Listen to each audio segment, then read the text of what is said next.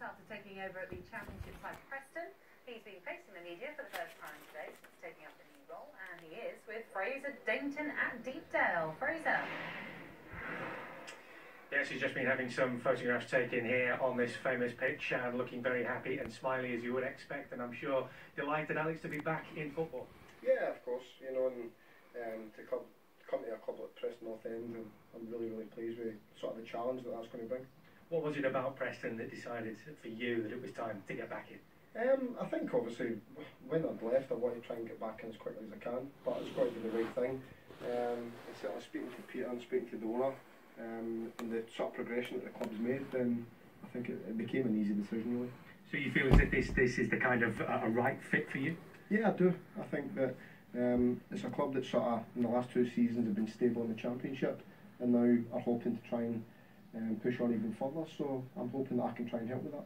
Obviously, one of the reasons they will have been attracted to you will be your track record with Norwich and getting them up into the Premier League. Presumably, they're hoping you can repeat that success here.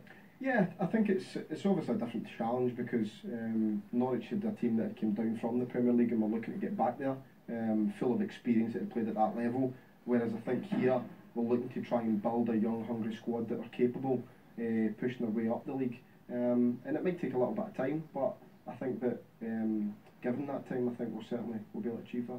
Is one of the big differences likely to be the size of the budget, do you say? What do you think? Yeah, I think, listen, money doesn't always bring you success. You know, there's a huge amount of teams that have spent fortunes and not got anywhere. And there's other teams, like you look at Huddersfield last year, a prime example, who spent their money wisely and managed to get themselves up, playing a good brand of football, and were really successful. So we're going to do things in the manner which is going to be built on sort of hard work and making sure that the squad's together, and also we're not going to be flinging money about, but what we will do is we'll use it wisely and hopefully build a good young hungry squad that are capable of getting up. In some ways, have Huddersfield raised the bar for everybody then? Are they going to make it more difficult for everybody now in the Championship? Yeah, I just think that there's ways and means the clubs try to get out the Championship. You know, some do it in nice and steady progress.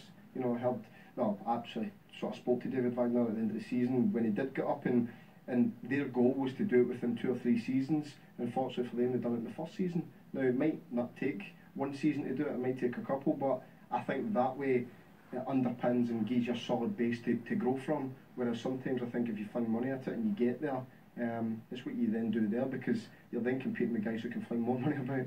You've seen a little bit of the squad, obviously, having been here last season, managing. It's a good, solid squad. Do you think, though, it's a question of maybe just a few additions here and then rather than wholesale changes? Yeah, without doubt. I'm not here to try and rip up anything that's already been set in place. I'm here to try and help and nurture the younger lads coming through, and also try to add another couple of bits of quality to the squad that can try and help us. But as I said, I'm here to manage the squad that we've got. I'm not here to try and sort of take that apart by any means.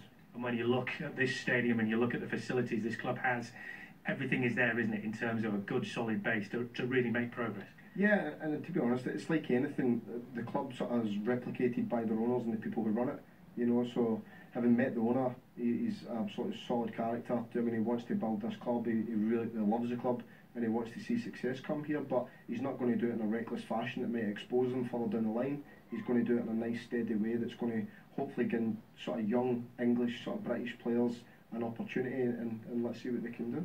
Well, Alex, we wish you the best of luck. Thanks very much indeed for joining us. Alex Neil, the new man in charge here at Deepdale. Thank you very much.